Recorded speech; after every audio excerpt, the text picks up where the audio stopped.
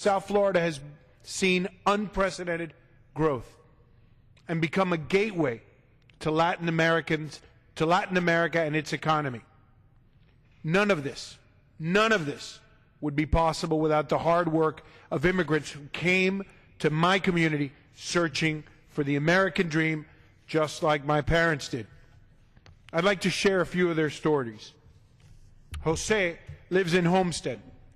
It's an area in my district that produces nearly half of the winter vegetables consumed in the entire United States. He came to this country in 1986, and despite his best efforts, was unable to gain status. Even after suffering from a workplace accident that resulted in his finger being amputated and another which injured his back and arm, he still wakes up every day at 5 a.m. to do whatever needs doing on a farm, from cleaning to planting to packing. Jose's wife was deported. He is now the primary breadwinner for his family. Both of his parents died in Mexico. He was unable to say goodbye. Jose does his job, pays his taxes, serves as an advocate, a mentor for many other farm workers. But our immigration system has done nothing but turn a blind eye to his sacrifices.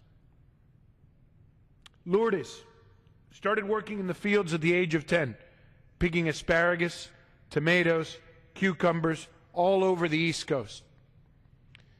Despite having to drop out of high school because of the work and the constant moving, Lourdes eventually was able to complete her social work degree 20 years after she started, and all of her children have been able to go to college.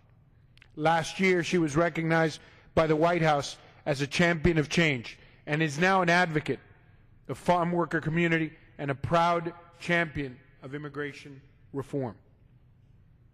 And finally, I want to talk about someone who's sitting in the gallery, Cecia Sosa.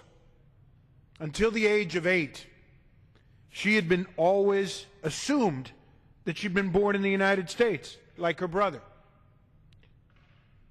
While she eventually was granted deferred action, both of her parents have been deported.